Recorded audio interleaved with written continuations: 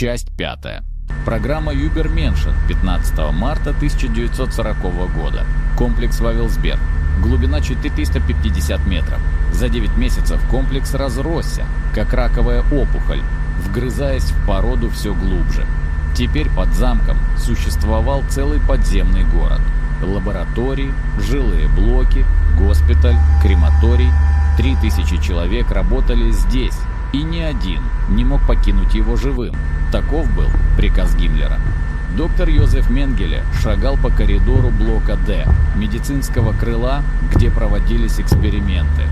Его белый халат был безупречно чист, ботинки начищены до блеска. Он улыбался, напевая что-то под нос. «Хороший день для науки». «Доктор Менгеле», — окликнул его Вирт, появляясь из тени. Штурмбанфюрер теперь редко покидал нижние уровни. Символы на его теле разрослись до такой степени, что он носил специальную маску, скрывающую лицо. Зрелище становилось слишком тревожащим даже для закаленных эсэсовцев. «Herr Штурмбанфюрер», — Менгеле вытянулся по стойке смирно. «Я как раз направлялся с докладом. Результаты 7-й серии впечатляющие». Менгеле достал папку, глаза его горели энтузиазмом ученого, наткнувшегося на прорыв. Использование образцов ДНК из реальности Тета-9, смешанных с человеческим геномом, дает потрясающие результаты. Субъект 34Б показал увеличение мышечной массы на 300%. Плотность костей удвоилась, регенерация. Господи, он восстановил отрезанный палец за 4 дня. Побочные эффекты незначительные. Агрессия повысилась, но контролируема. Интеллект не пострадал. Правда, начались странности. Какие странности? Менгеле открыл дверь в наблюдательную комнату. За бронированным стеклом находилась камера, где к стене был прикован человек. Вернее, то, что раньше было человеком. 3-метровый гигант с мускулатурой, которая оказалась вырезанной из гранита. Кожа приобрела сероватый оттенок с металлическим отливом. Но самым пугающим были глаза, они светились тусклым красным, как угли. Субъект 34Б, ранее известный как заключенный Маутхаузена Карл Циммерман, доложил Менгеле. После инъекции трансгенного состава начались мутации. Сила превосходит человеческую в 10 раз. Скорость реакции феноменальна. Но... Субъект повернул голову, глядя прямо на них сквозь стекло, и заговорил. Голос был низким, гулким, с металлическим отзвуком. Я слышу их, тех, кто по ту сторону. Они шепчут мне, обещают силу, обещают освобождение. Если я открою дверь изнутри... Заткнись, бросил Менгеле в микрофон.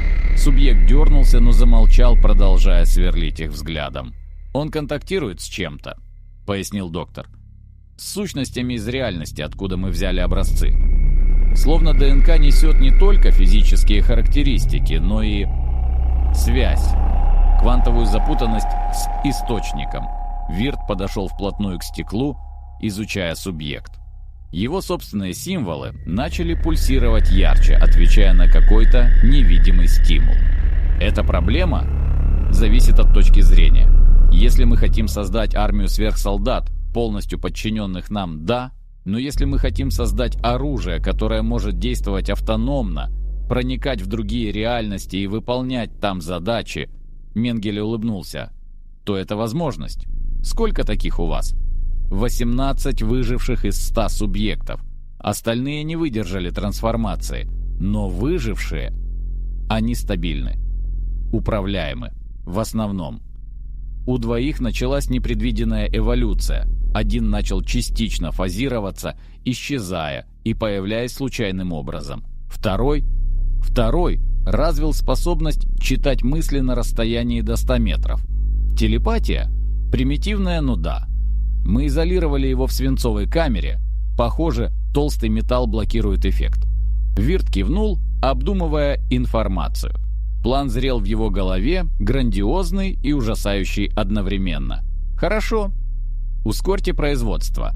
К июню мне нужна рота готовых субъектов. 100 человек минимум. Это потребует больше сырья. Сырье будет. Франция падет через 2 месяца.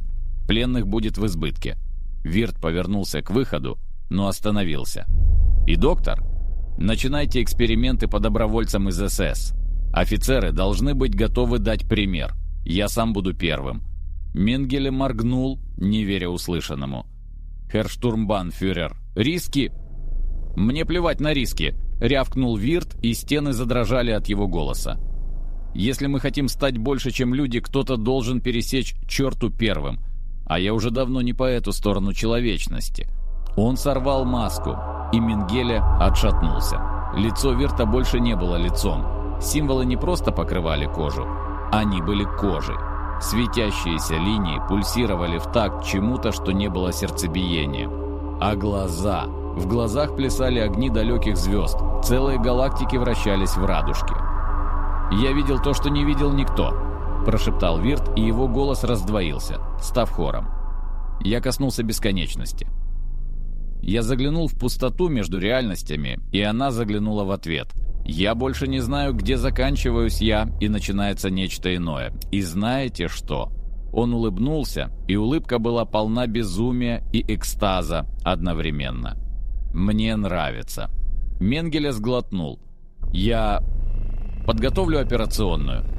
«Отлично. А пока покажите мне остальных. Я хочу увидеть все, что вы создали. Всех уродов, монстров, чудес». Вирт надел маску обратно. «Потому что скоро они станут нормой. А люди, обычные люди, они станут прошлым». Камера субъекта 47Г, телепата. Комната была маленькой, квадратной. Стены покрыты свинцовыми листами. В углу сидел мужчина, лет 30, обхватив голову руками. Он раскачивался взад-вперед, бормоча что-то невнятное. Когда вошел Вирт, субъект дернулся, но не поднял головы. «Уходи!» – прохрипел он. «Уходи! Ты слишком громкий. В твоей голове... Там слишком много голосов». «Как тебя звали?» – спросил Вирт мягко. «Петр. Петр Ковальский. Я был учителем в Варшаве до войны». Субъект наконец поднял глаза, и Вирт увидел в них бездонную боль. «Теперь я слышу все. Каждую мысль в радиусе 100 метров. Страх, ненависть, боль, желание. Это никогда не прекращается. Как 1000 радиостанций, вещающих одновременно. Я схожу с ума». «Или эволюционируешь?» – предложил Вирт. «Ты знаешь, что я думаю сейчас?» Петр вздрогнул, закрыл глаза. «Нет, ты пустой».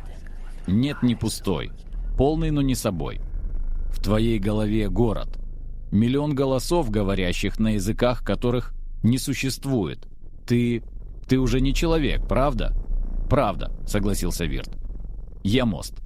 Между нашим миром и тем, что за пределами. И скоро ты станешь таким же. Все вы станете». Он присел рядом с Петром. «Я знаю, тебе больно. Но боль — это просто сигнал о трансформации. Твой мозг перестраивается, чтобы вместить новые возможности. Потерпи еще немного». «Зачем? Зачем вы это делаете? Какой смысл превращать людей в это? Выживание», — просто ответил Вирт. «Мы открыли дверь в места, где обитают существа, для которых мы — муравьи. Меньше, чем муравьи. Атомы. И единственный способ не быть раздавленными — стать чем-то большим. Быстрее, сильнее, умнее. Стать богами, прежде чем боги станут нашими хозяевами. А если мы потеряем себя в процессе, тогда мы потеряем себя». Вирт встал. «Но лучше исчезнуть, став чем-то великим, чем влачить жалкое существование в ожидании неизбежного конца». Он вышел, оставив Петра наедине с хором чужих мыслей. В коридоре Менгеле уже ждал с новым отчетом. «У нас проблема», — начал доктор. «Субъект 12 начал размножаться». «Что?» «Размножаться. Почкованием, как амеба. За ночь от него отделились 3 копии, каждая размером с ребенка, но растут с ужасающей скоростью. Мы изолировали их, но...» Вирт рассмеялся. Смеялся долго, истерично, пока Менгеле не начал беспокоиться о его рассудке. «Прекрасно!» – выдохнул наконец Вирт. «Вы не понимаете? Это же решение проблемы производства. Нам больше не нужны 1000 добровольцев. Нам нужен один хороший образец и время. Он сам создаст армию. Но мы не знаем, сохранят ли копии лояльность. Тогда узнайте, оборвал его Вирт. Выясните, контролируются ли они оригиналом. Используйте телепата, пусть попробует прочитать их мысли. Экспериментируйте.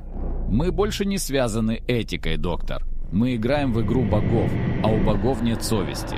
Он зашагал дальше по коридору, к лифтам, ведущим еще глубже. На уровне, где даже большинство персонала не имело доступа.